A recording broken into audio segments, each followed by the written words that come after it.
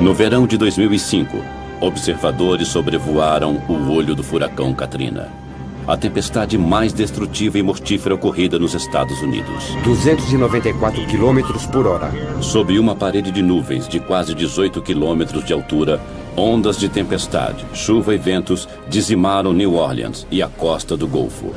O furacão Katrina foi um sinal do que está por vir? Muitos afirmam que condições climáticas violentas como esta assolarão o planeta com muito mais frequência no futuro.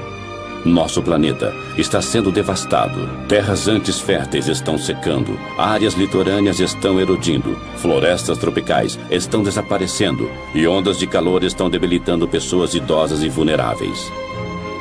Será este o futuro do planeta Terra? E somos nós os culpados?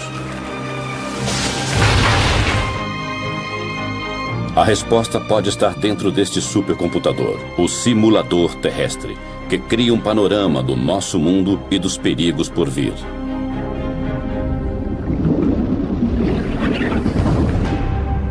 Terra 2100, a Terra em 100 anos.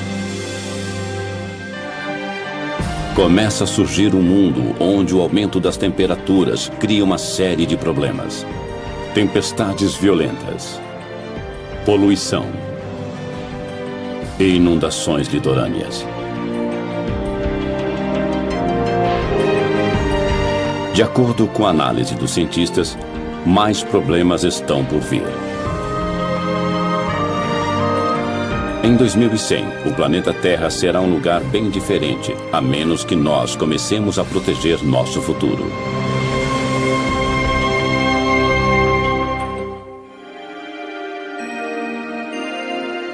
Num prédio que lembra o ginásio de uma escola, está um dos computadores mais velozes do mundo, o simulador terrestre. São 5.000 computadores interligados para processar dados na velocidade impressionante de 35 trilhões de cálculos por segundo.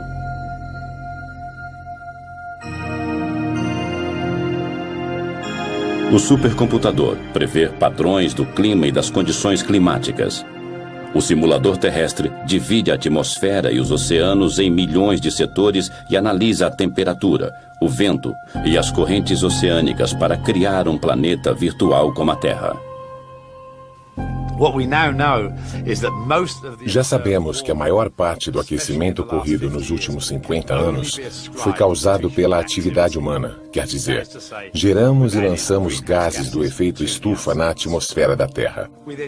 Nós pegamos esta informação e a inserimos em imensas simulações de computador.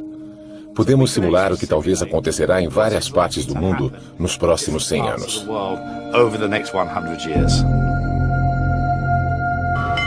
O simulador terrestre previu um desastre natural no litoral do Brasil. Isso demonstrou o poder do supercomputador. Em agosto de 2004, ele previu a passagem do primeiro furacão no litoral brasileiro. Quando a tempestade surgiu, os cientistas ficaram impressionados. Nunca um furacão tinha sido visto tão ao sul, 2.880 quilômetros abaixo do Equador. Fiquei surpreso, na realidade posso usar esse termo.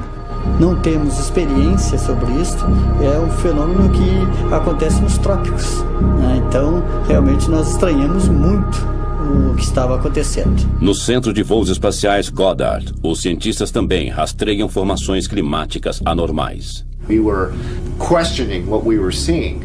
Nós duvidamos no começo, mas com o passar das horas ficou evidente. Aquilo era mesmo um furacão. Todas as provas que vimos de vários satélites nos 2 dias seguintes indicaram de forma cada vez mais convincente. Um furacão categoria F1 ia atingir o litoral do Brasil. Nunca um furacão havia surgido tão ao sul. As simulações mostram que estamos criando condições que às vezes provocarão furacões em locais onde eles nunca surgiram. O furacão, também chamado de ciclone e tufão, forma-se geralmente numa área em torno do Equador e se desloca para latitudes mais altas. Não havia registro de furacões ao sul do Atlântico. Além disso, essa área de baixa pressão formou-se não nos trópicos, mas numa zona temperada. A tempestade foi batizada de Furacão Katrina. Ela matou 11 pessoas e destruiu e danificou milhares de casas. As famílias ainda relembram as vítimas do primeiro furacão do país.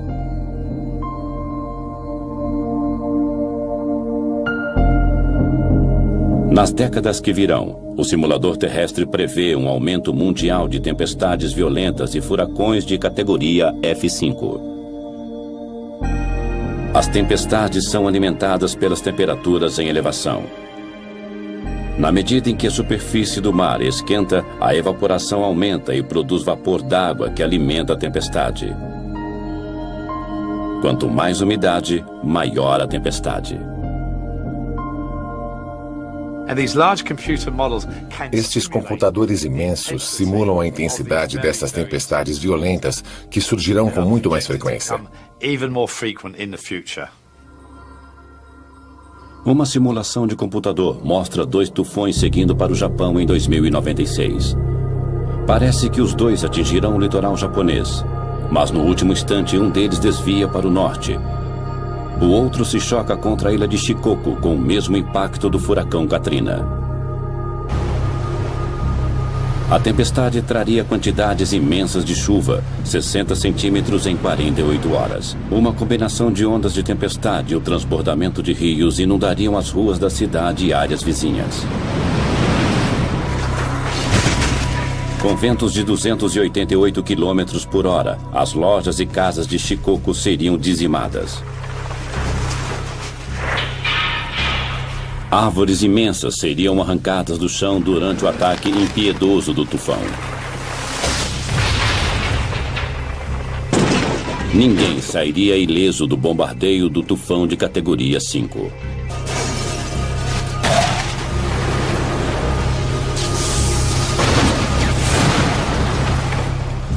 As fiações elétricas seriam derrubadas e a maior parte da cidade ficaria na escuridão, comprometendo os resgates.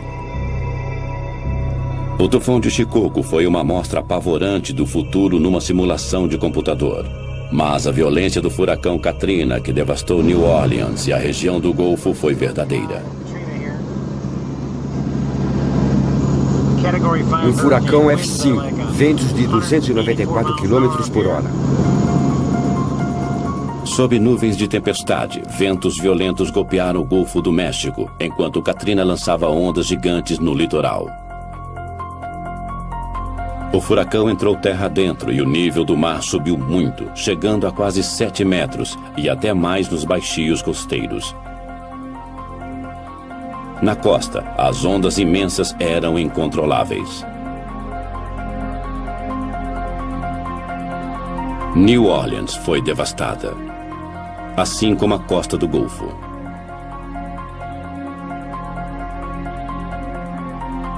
O furacão Katrina lançou uma trilha de destruição até onde os olhos podiam alcançar. Foi o pior desastre natural da história dos Estados Unidos.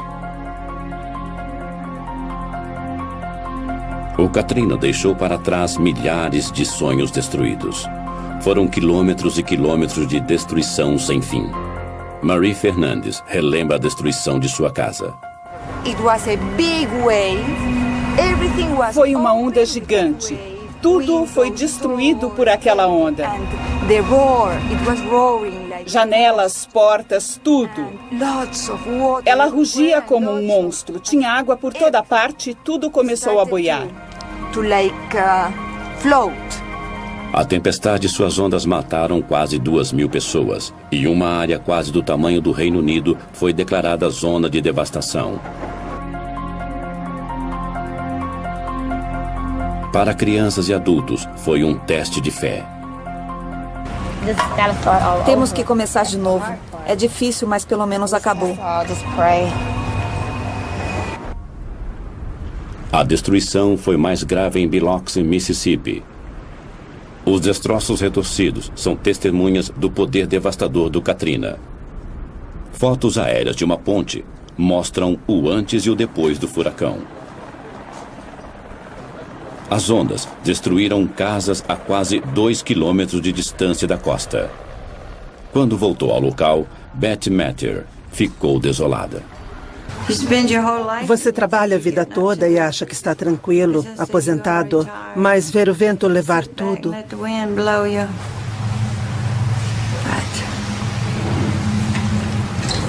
É muito difícil aceitar isso. O custo material do Katrina chegará a bilhões. As perdas humanas são incalculáveis. Mas os furacões não vão parar. Não acreditamos que a quantidade de furacões vai mudar, mas a intensidade sim. O que era para ser um de categoria F4 pode ser um categoria F5. As simulações mostram que, com o aquecimento da Terra, a superfície dos oceanos também esquenta e, por isso, veremos tempestades bem mais fortes, e estes computadores imensos simulam a intensidade destas tempestades violentas. Se um desses arrasadores furacões de categoria 4 ou 5 atingir uma grande cidade dos Estados Unidos, podemos esperar muita destruição. Talvez o que vimos em New Orleans possa ser visto até em lugares como Nova York.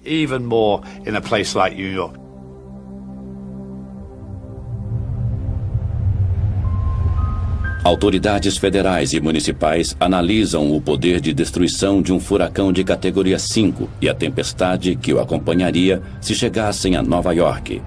É uma previsão sombria. Os problemas começariam horas antes do furacão atingir a costa, como pontes derrubadas por ventos violentos, e dirigir seria extremamente perigoso. Os arranha-céus de Nova York ficariam vulneráveis com ventos de mais de 200 km por hora. No solo não seria mais seguro, pois a inundação impediria os moradores de fugir de carro ou metrô.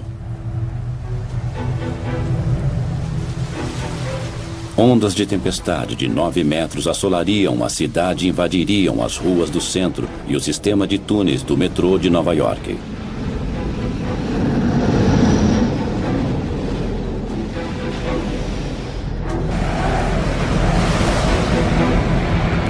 As ondas inundariam o túnel Holland, uma rota importante para sair da cidade.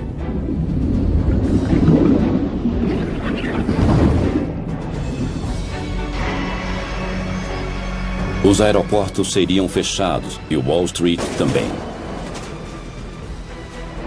Nova York poderia ficar isolada do mundo e seus sistemas econômicos e financeiros ficariam paralisados. É o cenário de um pesadelo e os estragos seriam sentidos em todo o mundo. As autoridades governamentais esperam contar com o espírito corajoso dos nova-iorquinos. Depois de 11 de setembro, havia muita gente disposta a ajudar a cidade numa hora difícil. Talvez aconteça o mesmo com a passagem de um furacão. Faz quase 70 anos que Nova York foi atingida por um furacão. As previsões são de tempestades ainda mais violentas.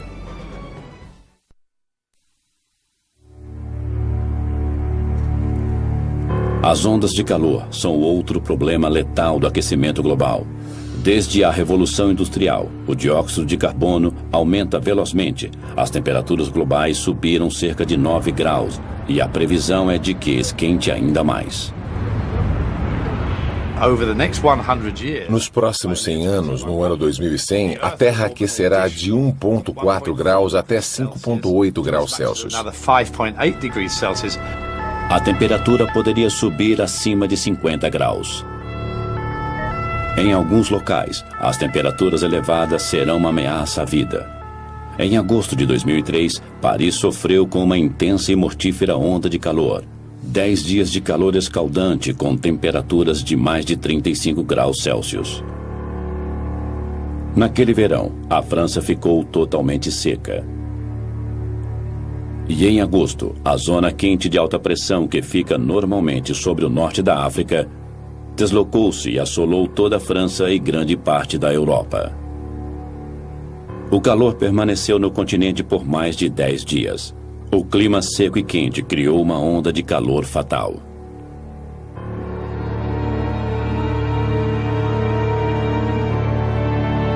Os serviços de emergência ficaram sobrecarregados e não conseguiam atender o aumento repentino de pacientes idosos e desidratados. Muitos sofreram convulsões e entraram em coma.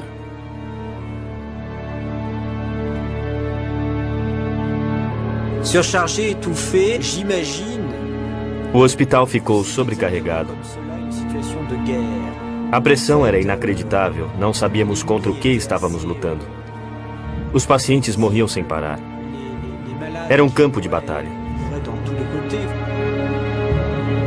Quando o corpo desidrata, ele deixa de suar e a temperatura corporal aumenta rapidamente. As células cerebrais e cardíacas são destruídas e isso pode causar a morte. A falta de ar-condicionado era um problema grave. A temperatura não subia apenas durante o dia, subia à noite também. E se você não tivesse ar-condicionado, o corpo não conseguia esfriar à noite. Por isso, muitas pessoas morreram.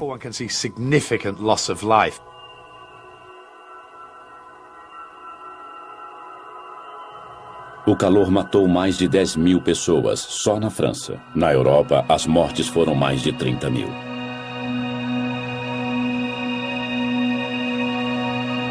O simulador terrestre prevê um aumento global nas mortes causadas pelo calor nas décadas futuras. As zonas vermelhas mostram as áreas de maior risco. Na Europa, regiões frias serão atingidas por temperaturas fatais. A previsão mostra que temperaturas mortíferas podem também atingir China, Japão e o resto do leste da Ásia.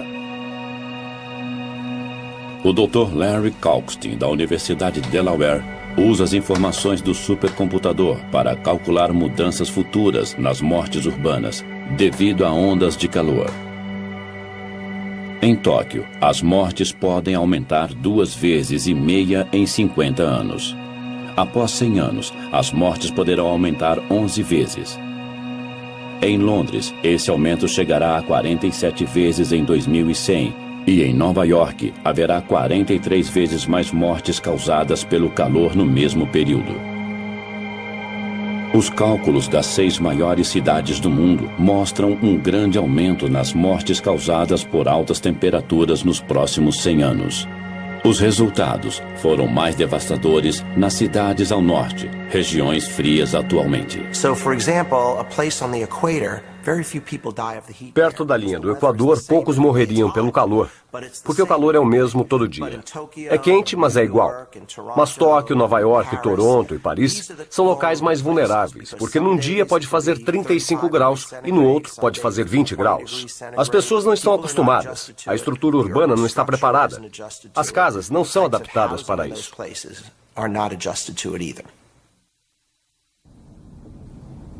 Nos Estados Unidos, as autoridades lutam para enfrentar as temperaturas mortíferas. Na costa leste, a Filadélfia foi assolada pelo calor em 2005. Com as previsões de mais de 100 mortes causadas pelo calor, a prefeitura criou medidas de emergência e alertou sobre a onda de calor.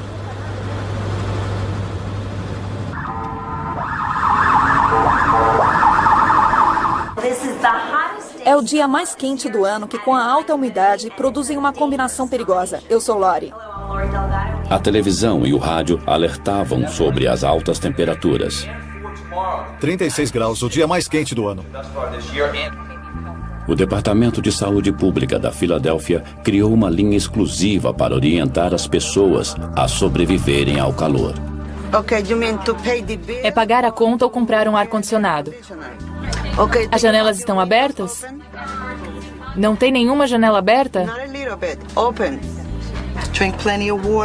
Beba muita água. Se tiver algum problema, ligue de novo. Mandaremos uma enfermeira. 700 voluntários do Departamento de Saúde patrulharam a cidade. Eles visitavam cidadãos idosos e outros em risco para checar seu estado. Está quente, mas eu estou bem. Olá, como você está? Estou passando roupa. O ar-condicionado está ligado? Está. Ótimo. Eu vim saber se você está bem. Falo com você depois. O esforço valeu a pena. 12 pessoas morreram, embora as autoridades tivessem previsto mais de 100 mortes. Os esforços da cidade de Filadélfia salvaram vidas. Mas as grandes cidades não são as únicas a enfrentar o calor devastador. As temperaturas elevadas destroem plantações, pastos e florestas tropicais. As mudanças climáticas estão afetando a vida e o plantio em muitas partes do mundo. Uma viagem até a China mostra como as mudanças climáticas estão afetando regiões da Ásia. Esta área era uma planície verde, mas o superpastoreio está transformando a paisagem num deserto, e os cientistas estão alarmados porque o aquecimento global está acelerando o processo.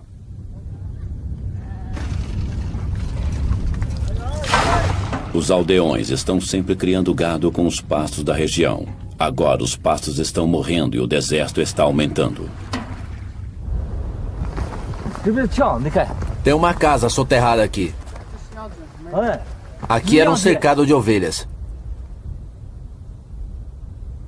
Esse estilo de vida está mais ameaçado a cada ano com o avanço dos desertos, que soterram casas e localidades essenciais para eles.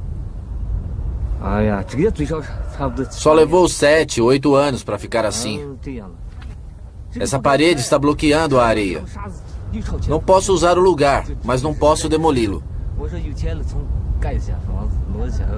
A combinação do mau uso da terra e de um mundo cada vez mais seco e quente são um desastre para os moradores daqui. As perdas aumentam. A terra fica mais árida, fica infértil. As pessoas saem do campo para cidades que já estão com problemas de superpopulação. Não são só os pastos que estão morrendo. Do outro lado do mundo, as florestas tropicais brasileiras estão desaparecendo. A água e a vegetação interagem para formar o ecossistema rico da floresta amazônica. Atravessando a floresta está o maior rio do mundo em volume de água, o Rio Amazonas. Em agosto e outubro de 2005, houve uma estação de seca recorde e o mundo viu uma amostra de como o Rio Amazonas pode ficar daqui a 100 anos. Este curso d'água poderoso, que atinge quase 10 quilômetros de largura em alguns trechos, literalmente secou. O verde claro é grama. Ela cresceu no leito exposto do rio.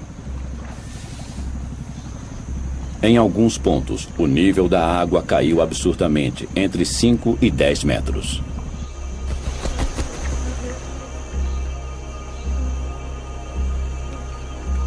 Os peixes mortos flutuavam.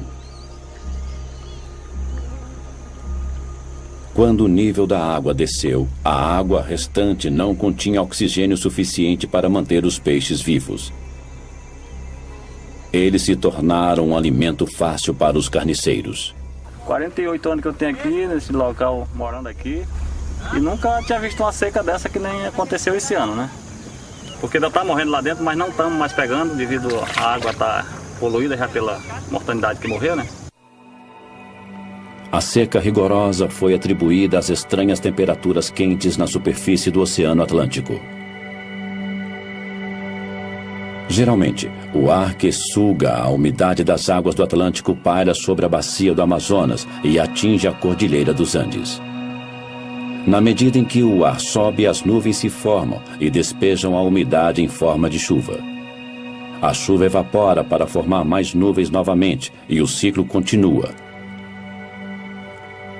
Mas em 2005, as altas temperaturas da superfície do oceano aqueceram o ar, criando uma corrente de ar ascendente sobre o Atlântico. A corrente de ar ascendente formou nuvens no local. Elas caíram em forma de chuva sobre o oceano. O ar seco se espalhou. O resultado: o Rio Amazonas ficou coberto por uma corrente de ar seco descendente. Isso quebrou o ciclo e impediu a queda da chuva. O simulador terrestre prevê que, com o aquecimento da Terra, as águas dos oceanos da América do Sul ficarão ainda mais quentes. A corrente de ar descendente de 2005 poderia se reproduzir sem parar, levando à aridez. A bacia do Amazonas secaria. Que efeito isso teria sobre a floresta tropical amazônica? O Dr. Peter Cox, do Conselho de Pesquisa Ambiental Natural na Grã-Bretanha, realizou uma simulação da floresta amazônica no ano de 2100.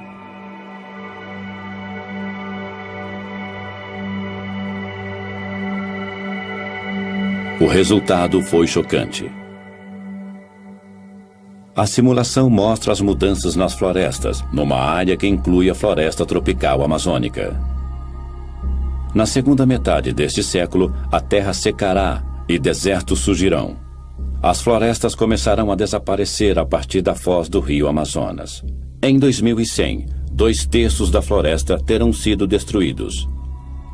No lugar da floresta, haverá um deserto vasto maior que a Península Árabe.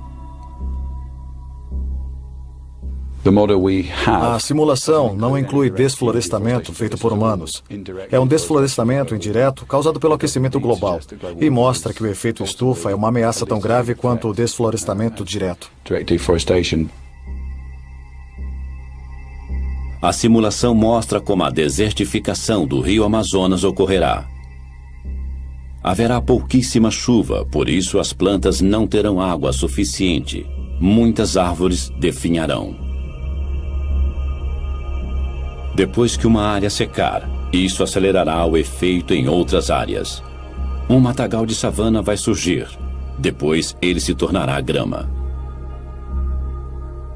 Na medida em que o clima secar, nem a grama resistirá. Em 2100, o poderoso rio Amazonas estará ressequido e se tornará uma extensão do deserto. A seca também é um problema no sul da Espanha. Em julho de 2005, os fazendeiros foram às ruas para exigir mais água para suas fazendas.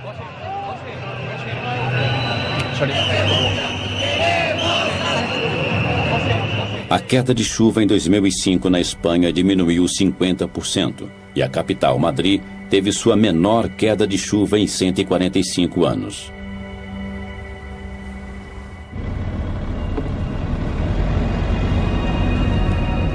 No sul da Espanha, a província de Múrcia é conhecida por suas frutas e vegetais. À primeira vista, este pomar de pêssegos parece verde.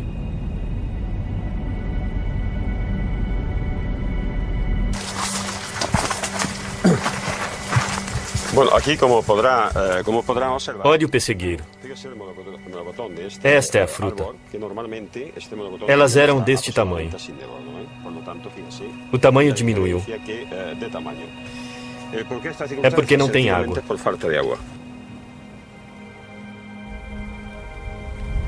E não são só as frutas. A mesma seca histórica também foi um golpe duro para a produção de grãos. No cinturão de grãos da Espanha, a queda de chuvas foi apenas 1/3 da média.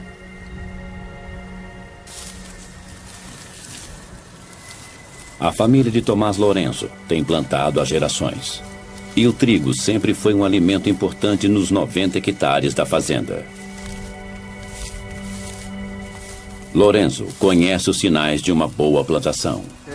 Normalmente, pode 90 centímetros, 1 metro, 1,20. Tem 1 metro. Geralmente é desta altura. Você tem que afastá-los para andar. Para poder andar. Senão, assim, isto nada. Isto é ruinoso. É terrível. Isto é a espiga. Não tem grãos dentro. Olhe, totalmente vazio. Nada. Isto não... Nada.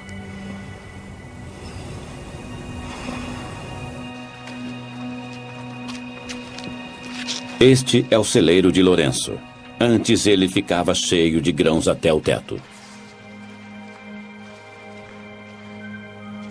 Este ano, a colheita foi menos de 5% do padrão normal. As perdas chegaram a $70 mil. Se a seca continuar, está acabado para os fazendeiros. Não podemos suportar isso. Não poderíamos suportá-lo.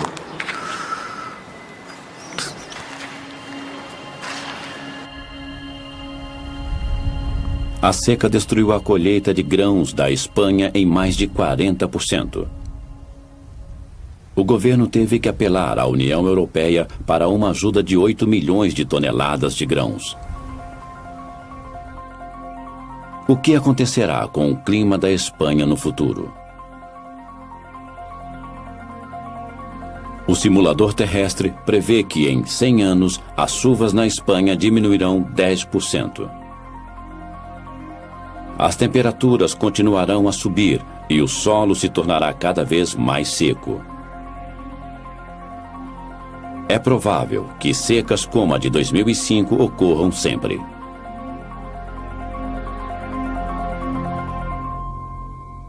A falta de água tem sacrificado a produção agrícola em todo o mundo. Esta projeção, feita pelo simulador terrestre, mostra a produção de alimentos no futuro. As áreas verdes mostram o aumento da produção de alimentos. As vermelhas mostram a diminuição. No norte frio, um pequeno aumento de temperatura pode aumentar a produção, mas na maioria dos países tropicais e subtropicais, o clima mais quente significa menos alimento. O Mediterrâneo, a África e o sudeste da Ásia padecerão seriamente. Mas a maior perda de colheitas será nos Estados Unidos e na América Central. Em alguns locais, a produção cairá para menos da metade. No mundo, 54 milhões de pessoas entrarão para a lista de famintos.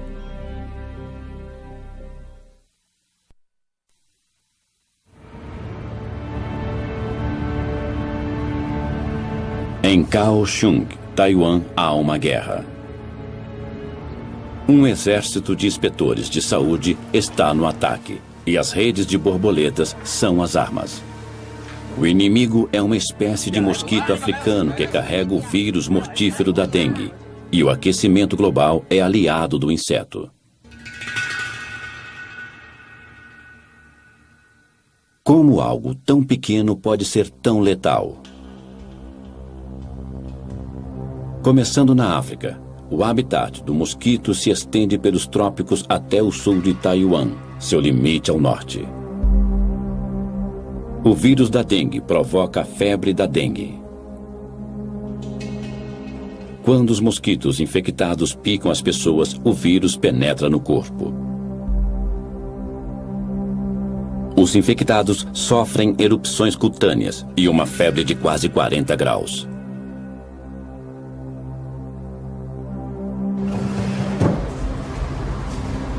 Yao Shaochen, morador de Kaohsiung, perdeu a esposa com a febre da dengue em 2002.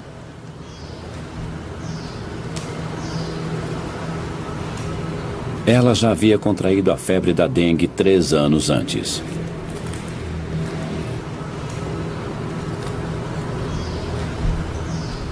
E morreu ao contrair a doença pela segunda vez. A minha mulher teve a febre antes, mas não foi grave. Nunca pensei que ela morreria na segunda vez. O vírus da dengue chega a Taiwan vindo dos mares todo ano. Mas quando a temperatura cai abaixo de 20 graus, o mosquito que carrega o vírus e todas suas larvas morrem.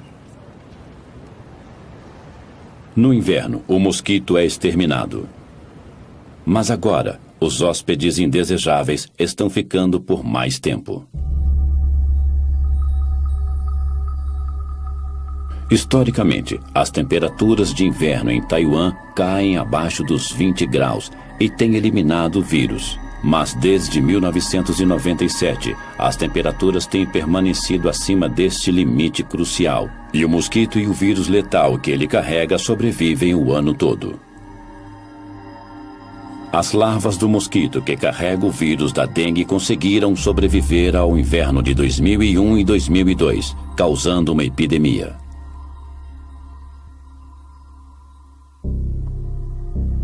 Este mapa oficial mostra a extensão da epidemia de dengue disseminada pelo mosquito. Ela está restrita ao sul da ilha, perto da cidade de Kaohsiung, mas as autoridades estão apreensivas, pois há outras áreas em risco. Para prevenir que a infecção se espalhe na cidade de Kaohsiung, sempre que um caso é confirmado, uma exterminação em grande escala do mosquito é realizada. Esta dedetização é feita em 10.000 casas. A aplicação de pesticidas é feita dentro e fora das casas.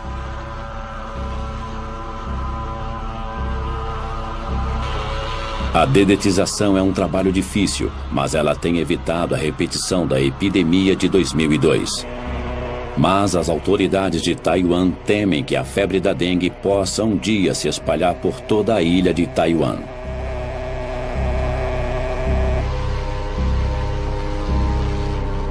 Não é só um problema de Taiwan. O aquecimento global está criando novos locais de reprodução deste vírus. A dengue é uma doença grave. Metade da população do mundo estará em risco em 2080.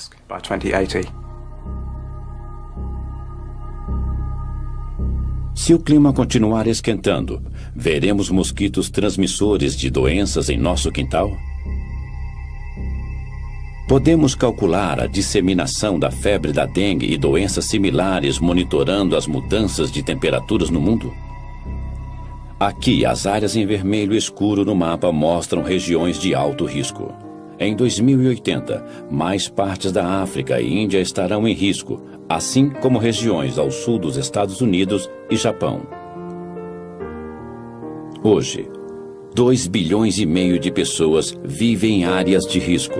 Em 2080, o número ultrapassará os 5 bilhões.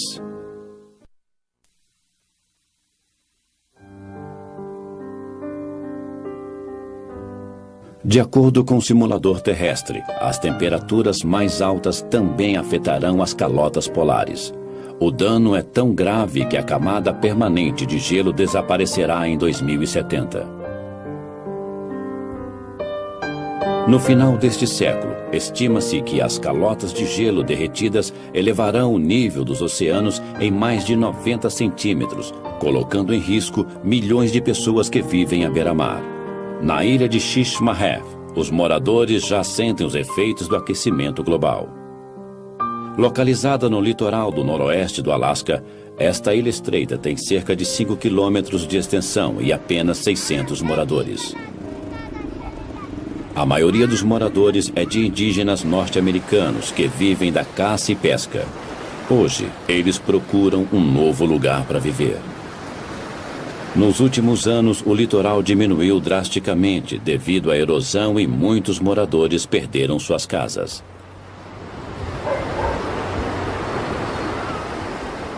Tony Weiwana é membro de um comitê que estuda o problema de realojamento dos moradores da ilha.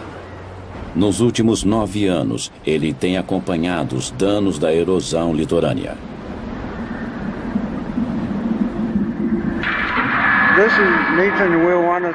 Esta é a casa do Nathan Weiwana, que caiu no mar numa tempestade uns dias atrás. O solo sob a casa foi devastado pelo mar. Depois que o solo congelado é exposto às ondas, a água o vai destruindo e alguns dias depois o solo derrete e a casa desaba. Uma fotografia aérea de 1995 mostra a localização da casa em vermelho antes de ser destruída. A ilha continua encolhendo, enquanto as terras são engolidas cada vez mais pelo oceano.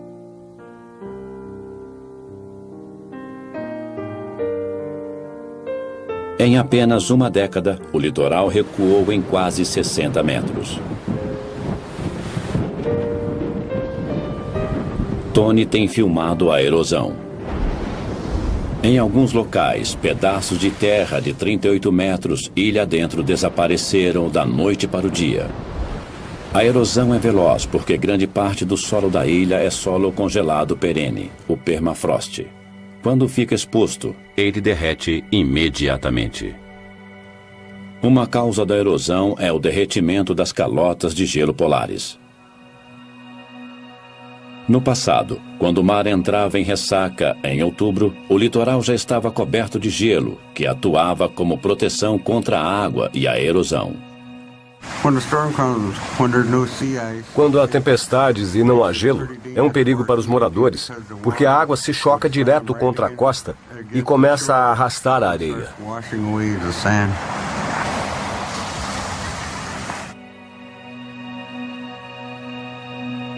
Os satélites e outros tipos de dados mostram que a camada de gelo de outubro diminuiu mais de 480 quilômetros ao norte nos últimos 30 anos.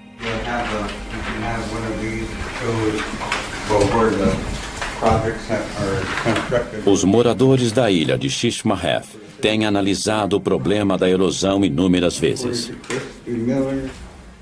Se a erosão continuar neste ritmo, talvez a ilha se torne inabitável em menos de 20 anos. Eles tomaram uma decisão. Todos mudarão da ilha em 2009.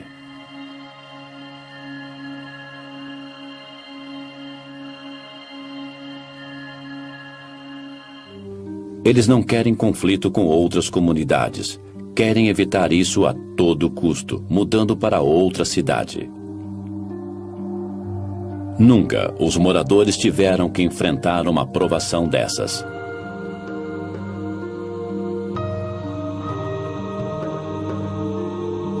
Quando Tony e os outros moradores deixarem Shishmaref, um estilo de vida desaparecerá, assim como o único local que eles chamaram de lar.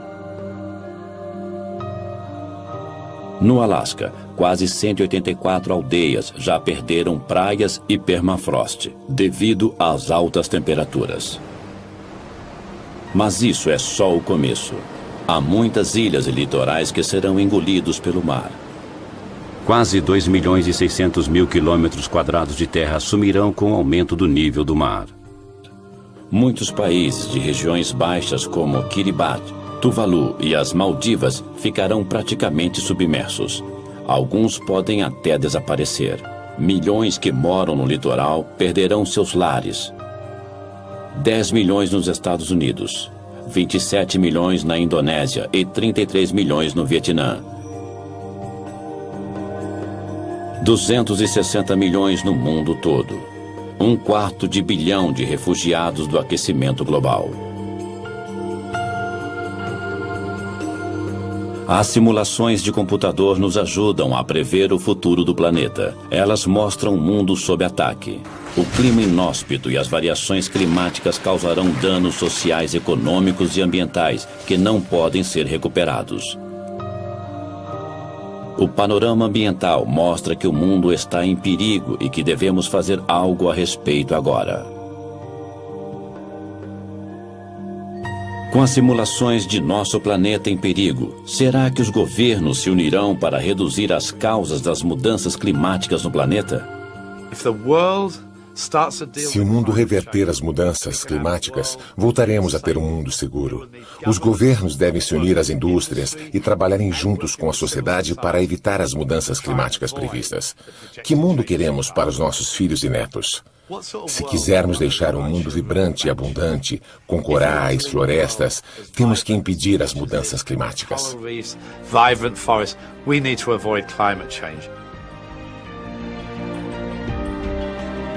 A raça humana tem a sabedoria para salvar o mundo? Enquanto o debate continua, as temperaturas continuam subindo, nos levando a um ponto onde não há mais volta.